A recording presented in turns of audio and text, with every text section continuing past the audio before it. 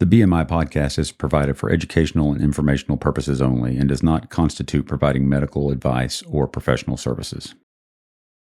Be sure to check out our description below for our website and social media platforms. I'm your host, Dr. Drew Crawford. I'm a board-certified gastroenterologist and obesity medicine specialist. Thank you for joining me today on the Beyond Measurements and Image podcast. Today we're going to discuss the role of exercise in the weight loss process. So it's about mid-March, and your New Year's resolution may have come and gone. Oftentimes these New Year's resolutions are surrounded by joining a gym or starting a running program or doing something that's concentrated around exercise and physical activity. And oftentimes we have great intentions in December, and by February or March that's burned out. So the question is does it matter? Does exercise play a huge part in the weight loss journey? Now, definitely on Beyond Measurements and Image, we want to discuss healthy lifestyles. And without a doubt, exercise plays a huge part in healthy lifestyles. But in terms of weight loss, that's going to be the focus of today's discussion. In terms of weight loss, what role does exercise really have? And I think you'll find that for weight loss alone, exercise has a very minimal impact. Not to say that it's not important, and it's important for different reasons. The main reason is as we lose weight, we also lose muscle mass. And we've talked about it on other episodes, but what we want to do is make sure that we're maintaining muscle mass. And we do that by having at least 2, if not 3 sessions of strength training or resistance training throughout the week. And that way, as we lose weight, hopefully we're more preferentially losing fat and less muscle loss. It's interesting, muscle is a very strong contributor to our metabolism. Muscle sort of serves as a reservoir for the storage of glucose, protein. So the synthesis of muscle and the breakdown of muscle all has to do with protein. When we store glucose in the muscle or in the liver, it's called glycogen. And so as we diminish our muscle mass, we actually diminish our ability to regulate our metabolism to some extent. Metabolism is a super complex process, but muscle has a big component of it. As we lose muscle mass, we diminish the muscular component of metabolic regulation. As we lose weight, right, it's not just a number, right? It's not just getting on the scale and saying we went from 250 to 240, right? I mean, that is important, and I don't want to diminish that. But we also want to be somewhat selective on how we're losing it or what we're losing. Now, in the global picture, right, just starting the process and losing weight's where we want to be. But we want to add little things in. So today we're going to have a discussion about the role of exercise in weight loss. So the question is does it matter? Well, kind of. It does kind of matter.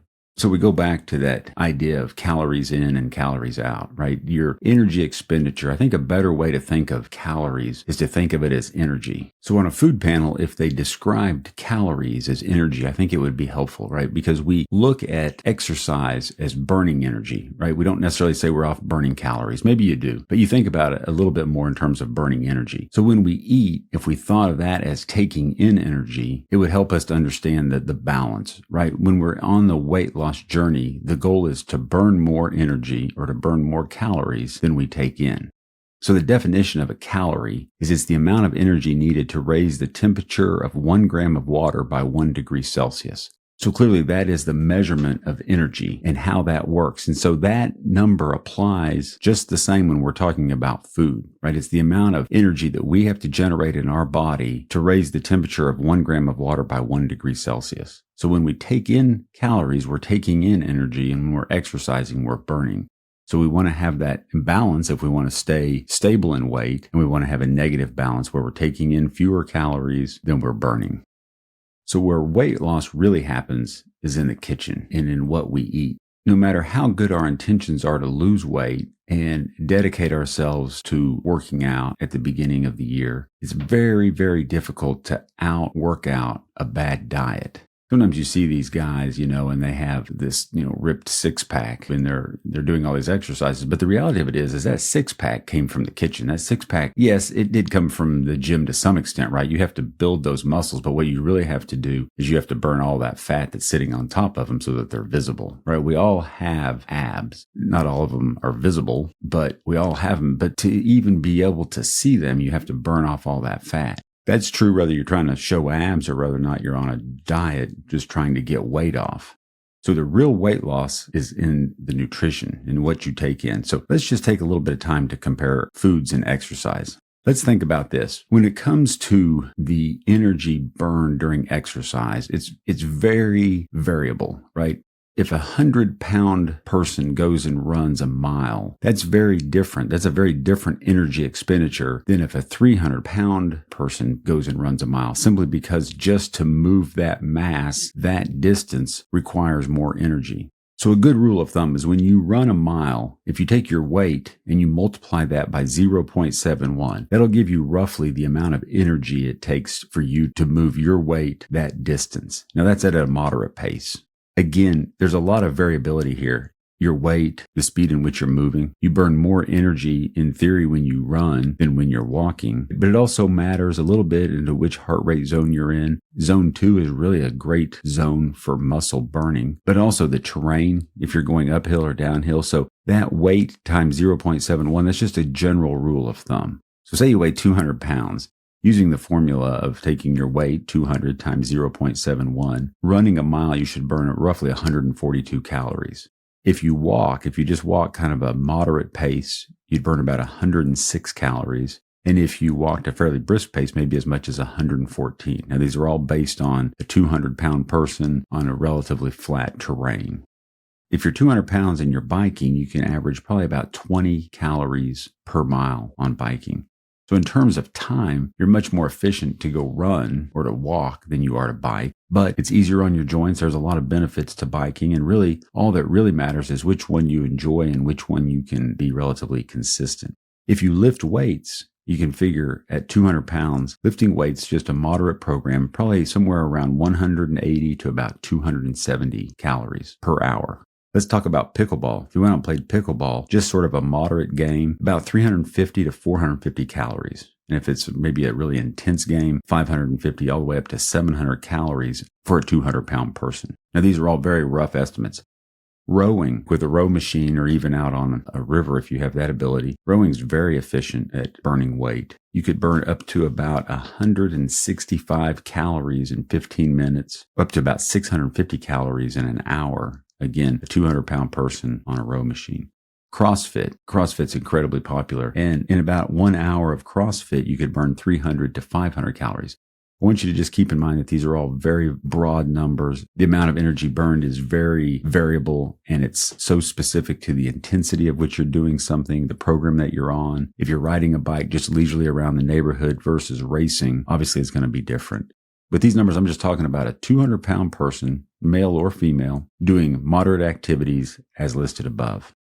So now we understand a little bit about the energy burned. Let's roll over and look at some foods and the amount of calories that we take in with those foods. All right. So a Snickers candy bar, just a standard size Snickers candy bar, is about 250 calories. A Reese's peanut butter cup, a package, which would include 2, that's 210 calories. A KitKat bar, 210 calories. A Hershey bar, 220 calories. Just a regular 12-ounce can of regular Coke, 140 calories. So let's say you go to McDonald's, you get a quarter pounder with cheese. That's almost 550 calories. If you get fries with that, right, a small fry is an additional 110 calories, medium 320, and a large 480. How about going to Chick-fil-A, right? You get a chicken sandwich, 420 calories. How about if you get a grilled chicken sandwich, right? We talked originally about just making the better choice, right? You don't have to make the perfect choice, just make a better choice. So you get a grilled chicken sandwich, 390 calories, right? That's 30 calories less. Nuggets, an 8-piece nugget at Chick-fil-A, 250 calories. If you get grilled nuggets, it's 130 calories, cuts that almost in half. How about one of those Chick-fil-A chocolate chunk cookies? How delicious are those? About 370 calories. Let's talk about Taco Bell. If you go to Taco Bell and get a Crunch Wrap Supreme, 530 calories, right? Nachos Bell Grande, 730 calories. A Beefy 5-layer burrito, 490 calories. Let's just talk about just a simple chocolate chip cookie, just on average. If you eat like a chocolate chip cookie, like a little 2-inch chocolate chip cookie, about 100 calories. 3-inch cookie, about 150. 4-inch cookie, about 220. Why are we reviewing all these calories? Well, I just want to put it in perspective. Let's say you get up and you go work out and you run a mile, right? You're 200 pounds, 200 times 0.071, right? You determine that you're going to go run a mile, moderate pace, and you burned off 142 calories, right? That's awesome. You should be proud of that. But if you turn around and drink a Coke when you get back because you're thirsty, you've completely negated what you did. Now, some people could say, well, I exercise because I want to eat the way I want to eat. if you think of it that way, that's not necessarily unreasonable, right? You're definitely better off than if you just woke up that morning and drank a Coke, right? If you went and ran that 142 calories off and then you had a 140 calorie Coke, that's a neutral energy balance, at least right there. But so often what happens is we'll go exercise, and when you exercise, it does make you hungry. And when it makes you hungry, you come back and you might eat more. So then you can, in theory, out-eat your exercise. So you have to be real cautious with that. What you don't want to do is starve yourself, right? You don't want to get into the starvation mode, a literal physiologic mode called starvation mode. Although it's good to some extent, you want to be able to break down fat and lose that weight. And you want to be in a negative energy balance a little bit, but you don't want to go out and exercise and make yourself really hungry and not eat and make yourself really miserable. And then you don't want to exercise, or your blood sugar really crashes and then you're really hungry and then you just start eating whatever. That's what you have to guard against. The reason I went over those calories is those are just common things that after you get done working out, you might come back into the kitchen, you kind of towel off and you get you a glass of water and you look over and there's a sleeve of cookies, right? And so you think, well, I'm going to have one or two. Or if you don't have a glass of water, you have a Coke, or you have, a candy bar, or that lunch, you go get something. Now, again, I don't want you to obsess over this, but I just wanted to point out the fact that if you've given up your New Year's resolution already here in mid-March, that's not the end of the world, right? Because what you were doing, although it's great, it maybe wasn't impacting your weight loss as much as you think. Now, what is important about exercise, and there's a couple of things that I think are worth doing, is one, it does absolutely help to maintain muscle mass. And that's really important, right? You definitely want to get that number down on the scale. There's no doubt about that. But to the extent that you can preserve muscle mass while you're doing that, that will help you in the long run, right? It'll also help you look better and it'll help you feel better. It also will help to manage your metabolism a little better. So, we talked about exercise should be about 150 minutes over the course of a week, and at least 2 episodes of that should be strength training. So that's a good way to do it. The other thing about exercise that I think is really good is it helps you with discipline, right? If you're disciplined enough to exercise on a daily basis or a near daily basis, let's say 4 or 5 times a week, that discipline that you're holding your feet to the fire and you're doing those things, that helps you in multiple ways. But in weight loss, it really helps you because let's say you get up and work out and then you come back and you eat a bunch, right? That's a little bit of a negative effect, but let's look at that, flip that over. Say you get up and you go work out and maybe you burn 200 or 300 calories. Well, you come back, you're feeling really good about yourself. And so then when you go to the kitchen, you want to eat a breakfast. You have to be careful about what you think is a healthy breakfast, right? There's a lot of marketing going on. There's a lot of things that they try to sell us as healthy, but they're not. The most popular cereal in the United States is Cinnamon Toast Crunch. I don't necessarily think that any of us think that that's the best breakfast to have. But just for example, 1 cup of that is 170 calories. And so most of our bowls these days are bigger than a cup. But let's just say that you had 170 calories, and of that, 48 grams are from sugar. So that's over a quarter of the calories that you take in are from sugar alone. Also, another example would be yogurt. So a Yoplait orange cream yogurt, one of the whipped yogurts, I think they're delicious personally. One of those has 140 calories. 63% of the calories from that are from sugar. There's just a lot of marketing that goes on. And that's not true of just breakfast cereals, although I do think a lot of what they sell us as breakfast is just dessert. The term's been coined dessert for breakfast. And so you really have to watch that because when you come back, not only do you want to look at the calories, but you want to just make sure that you're getting something that's relatively nutritious. And although those are both delicious, I don't know that they're necessarily nutritious. And if you're going to offset your calories, you at least want to offset them with something that's healthy. Another example of marketing are these Cliff Bars, right? I think Cliff Bars are good, but they target the active lifestyle. And so the chocolate brownie Cliff Bar has 250 calories in 1 bar and 16 grams of added sugar. Total sugars are 16 grams are added sugar. So 27% of the calories from that are from sugar alone. So it's not that they're not good. It's not that they're not acceptable. But again, the marketing really leads you to believe that if you're eating yogurt, you're doing something great for yourself. And it is better than some things, right? Or if you have a Cliff Bar, they're really marketing to that active lifestyle. And it's easy to assume that it's all healthy, right? There are things that are much more unhealthy, that is for sure, but there are also better choices and things that are much more healthy. A bagel, for example, if you come home and eat a bagel after a good long run, those have somewhere between 350 and 400 calories, most of them. Sometimes it's just a nice reminder, and there's just the self-sustaining effect. When you've got up, you've done what you're supposed to do, sometimes it just helps to make the better decisions throughout the day. Now, that's not to say that you should work out in the morning necessarily. I personally like to work out in the morning. I think it sets my day. It helps get my mind right. And it does kind of help me to make better choices throughout the day, or at least I think it does. I think it did for sure when I first started this journey. But I think that no matter when you're doing it, right? Let's say you exercise in the evening. Well, then maybe that'll help you make better choices for your evening meal and then the next day. It doesn't really matter. It's interesting. There was a study where they looked at exercising, and what they found is that people who had moderate to vigorous physical activity, who were consistently training, did significantly better at maintaining their weight loss at 1 year than those that weren't consistently training. And when I mean consistent, I just mean generally showing up and doing it on a routine basis. The other things they looked at is people who did it during various times of day. And what they found is that people who temporally were consistent, in other words, they generally did it on the days they did it at about the same time, those were the people who maintained weight loss better at 1 year than people who were just sort of random when they did it. Sometimes they do it in the morning, sometimes they do it in the evening. Those people that weren't temporally consistent didn't have the same sustained weight loss at 1 year than those who were temporally consistent. And then the subset of those who did best were those who exercised early in the morning. So you just have to find what works for you. And if what works for you is not being temporally consistent, if what works for you is some days you do it in the morning and some days you do it in the afternoon and some days you do it in the evening, that's fine too, right? Getting some is better than getting none, but that's just what that study showed. One thing I would caution you about though, exercising late at night, that can affect your sleep. And what we know is that sleep does matter when it comes to weight loss.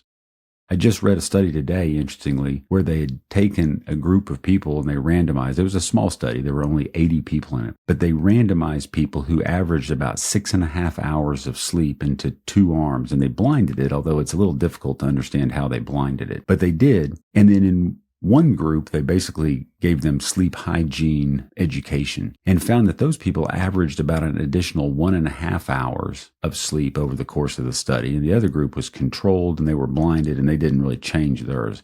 And they followed them and they tracked them and they did a really good job of measuring energy expenditure, energy intake, and sleep. And when you looked at the study, the people who extended their sleep actually had weight loss. And one of the statistics that was noted in that was that if you eat just 100 calories a day more over the course of 3 years, you'll gain about 10 pounds.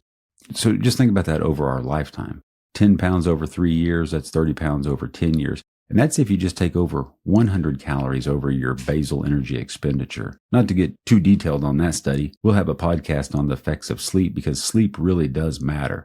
I just wanted to point out that exercising late at night can have a deleterious effect on your sleep, and so you really want to guard against it. So I hope today's discussion was helpful to understand the role of exercise, to maybe give you a little confidence if you started a workout program and have fallen off. Again, I think it's important, but maybe not as important in terms of the energy expenditure, but I do think in terms of the discipline that's required and the maintenance of muscle mass, it's important. But really, I just really wanted to point out that the amount of energy burned is really quite small compared to the amount of energy consumed, and not to get too wrapped up in the exercise component alone, right? Because so often we see people who go to the gym regularly and they just don't lose weight, or we'll see them out running or we'll see them biking. And I think it's fantastic, right? I did a race last weekend and there was a gal, it was her first time racing. And I'm just going to guess that she was probably around 250 pounds and she was doing a 5K. And I thought, man, that is so awesome, right? It's so good to be out there. She didn't place first. I don't know where she placed, but the thing is in my mind, she was the biggest winner of everybody out there because she had the biggest hurdle to show up, and she showed up for herself and she got it done and she crossed that finish line. I was there when she crossed the finish line. I was super proud of her. I don't know who this woman is, but I was excited for her. And I think that's great. I'm not taking anything away from exercise. I want all of us to participate, and on Beyond Measurements and Image, it's all about healthy lifestyles. And we're going to get more into the role of exercise and just a whole host of things. But in terms of weight loss, it's just not maybe all that people have it built up in their mind to be. And so I just wanted to give you that confidence that it's going to be okay if you've fallen off. Go ahead and work it back in. If you can be consistent when you're doing it and you can watch what you eat afterwards and really pay attention to energy out and energy in, I think you'll really get ahead of the game here. I'm your host, Dr. Drew Crawford. Join me next week as we go beyond measurements and image and build a healthier lifestyle and elevate your well-being on the BMI podcast. See you then.